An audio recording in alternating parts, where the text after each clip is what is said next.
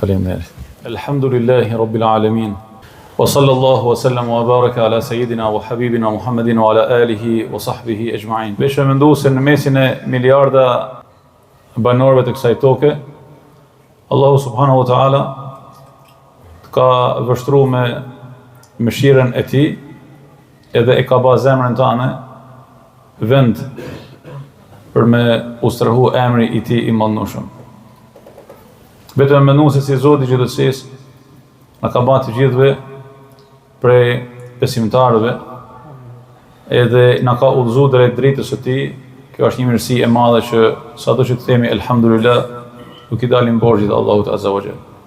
E falenderojmë Zotin e gjithësisë, krijuesin tonë fuqiplot, i cili na bani të mujtur me emri muajin e madhnushëm të Ramazanit. Yani sa njerëz prej të afërmve tanë, prej të dashurve tanë, që ndoshta vjet kemi agjëruar së bashku, e si vjet nuk janë më me ne. Ne na u dha mundësia me emritë një Ramazan tjetër. Mua dhe ju na u dha mundësia me hyrë një herë në hapësirat e ballogaritura të muajit të madhnushëm të Ramazanit. Mëshira, falja, razilleku i Allahut azza wa jall. Kërkesa falje e melekëve për zotnin tuaj, për agjëruesit, për të gjithë ne. Ta falenderojmë Allahun azza wa jall që na ftoi duke na thënë ja ayyuhalladhina amanu kutiba alaykumus siyam. O ju të cilët keni besuar, ju është bërë obligim agjërimi. Dhe ne ju përgjigjëm Zotit të gjithësisë. Sa prej bashkëmoshatarëve tanë, e prej të njoftënve tanë, e prej komshive, e edhe të pa njoftënve, e kanë mundësinë për të agjëruar dhe nuk agjërojnë Ramazanin. E kanë mundësinë për me fitu mëshirën e Allahut azza wa jall në këtë muaj dhe e mbyllin derën e kësaj mëshire që vjen drejt tyre. Allah. Paramendo pejgamberi alayhi salatu wasalam, i cili na flet për natën e Kadrit, që thotë se është më e mirë se sa 1000 muaj. Edhe thot i ngratë e i mirë është ai njeri i cili i ka ardhur mundësia për t'ju falë gjunat në këtë muaj dhe ai nuk shkon drejt faljes. Thot nëse nuk falet në këtë muaj, kur do të falet? Allah.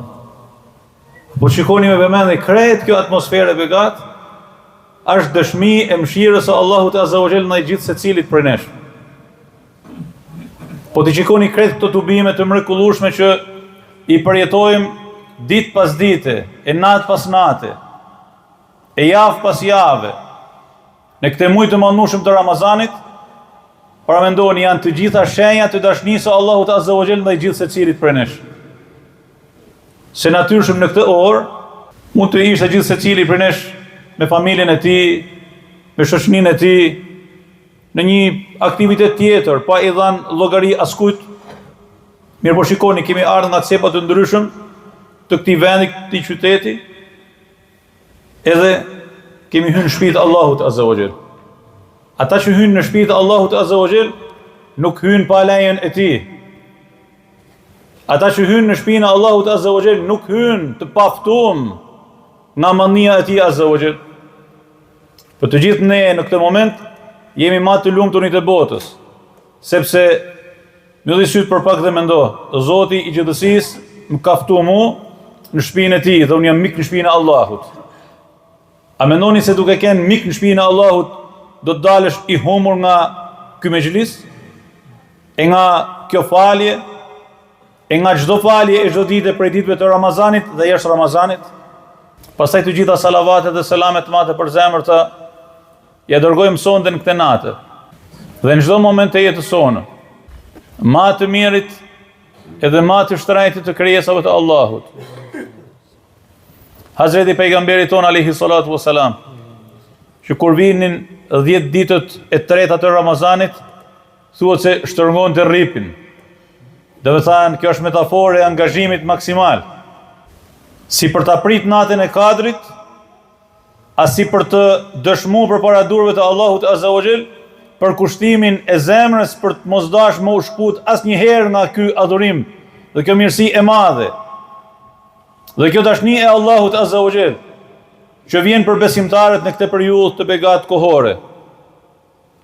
Madje na mësoi se në 10 ditët e fundit ka dhe një adhurim të cilin ndoshta shumë prej nesh nuk e kemi provu ndonjëherë. E ndoshta dikush e ka provu. E mirë po pejgamberi alayhi salatu wasalam e bani tradita e itikafit. E tradita e itikafit është me uveçu nga krejt bota e me hyrë në një atmosferë dhe një mirësi të papërshkruar, të një marrëdhënie të vazhdueshme për 24 orë, për 10 ditë me radhë në marrëdhënie me Allahun subhanahu wa taala. Me uveçu nga krejt bota me Zotin ton. Si të thush, dëshira edhe kënaqësia e zemrës së pejgamberit alayhi salatu wasalam ishte me u rikthy në origjinën e fillimit të atij rrugëtimi të gjatë që përfundoi me shpalljen hyjnore Iqra bismi rabbikal ladhi khalaq. Nëpërmjet itikafit na tërheq drejt shpellës së Hiras. Nëpërmjet itikafit na tërheq drejt të veçuarit nga krejt krijesat e qëndruarit vetëm për vetëm me krijuesin e gjithësisë. A nuk ka nevojë njeriu i ngrat që të paktën edhe një ditë të vetme, me u veçu nga bota dhe me ndajt vetëm me Zotin e gjithësisë? A kemi mundësi me e bakte? A kemi nevojë ne për këtë? Pashallah kemi këtë nevojë. Imagjinoni kur dikush prej nesh smuret, edhe mjeku i thotë që duhet patjetër me qëndru në spital një javë. Ai ndoshta nuk ka dëshirë me qëndru. Mirë, por nëse mjeku kërkon që një javë me ndajt në spital, ai izolohet nga tanë bota dhe qëndron në spital. Edhe nëse nuk është një dhomë teke, por një dhomë me 10 vetë, ama pak ama shumë. Edhe ne të gjithë jemi të sëmur në një mënyrë apo një tjetër. E pejgamberi alayhi salatu wasalam thotë ju keni nevojë për një terapi. Po terapi pas së cilës do të dilni si diell dhe zullues. Terapia e itikafit. A e bajmë? A mundi me e ba?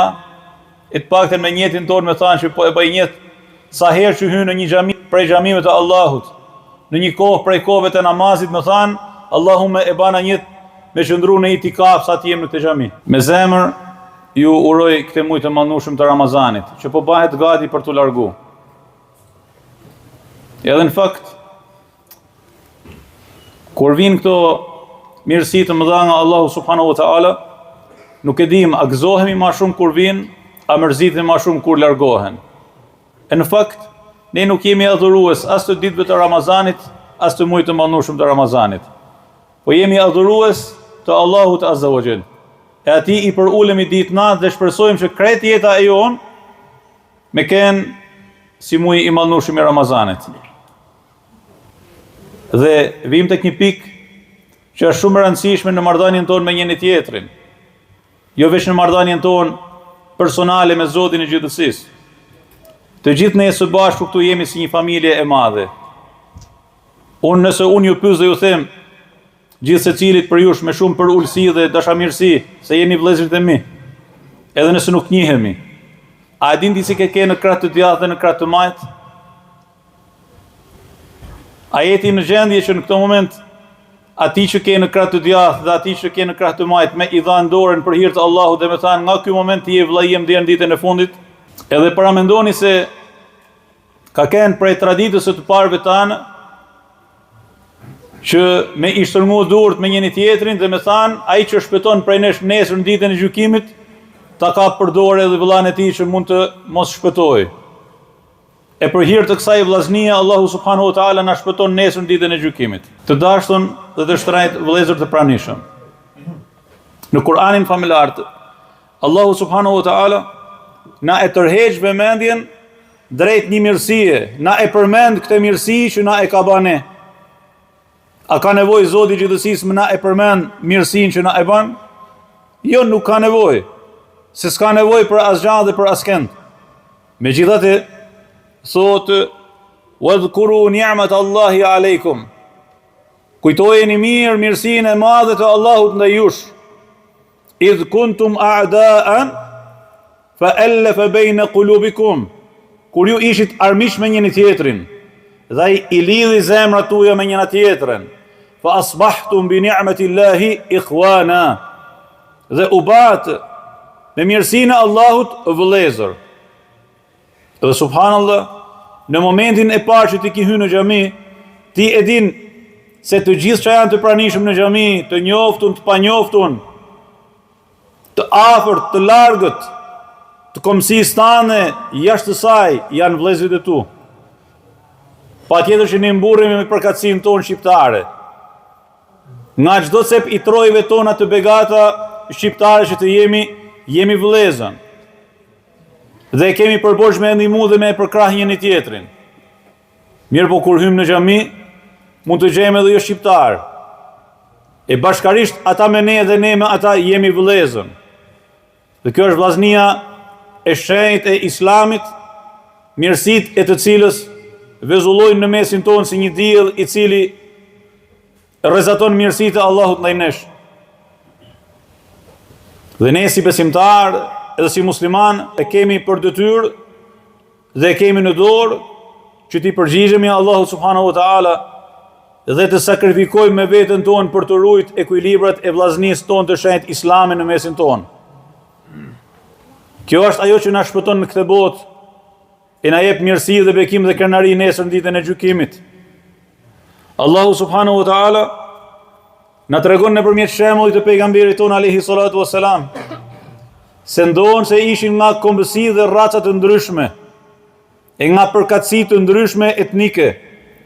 Në të gjallë të pejgamberit alayhi salatu wassalam u lidhen të gjithë së bashku dhe u dëshmuan për frymen e vllazërisë islame, vllazëri për cilën Allahu azza wa jall na tërheq vëmendjen dhe e dëshmon si vllazëria më shembullore e historisë së njerëzimit.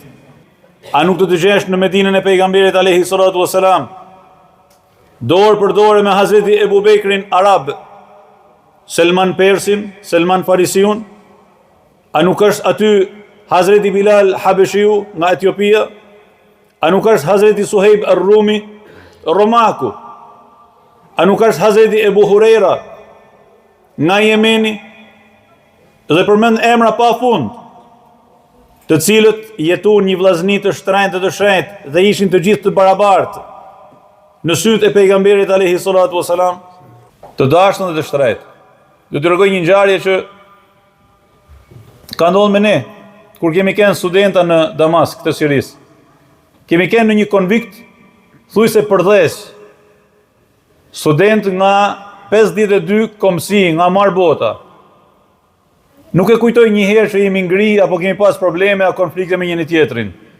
Edhe pse nga dita e parë kur kemi shku atje, as gjuhën nuk e kemi ditë.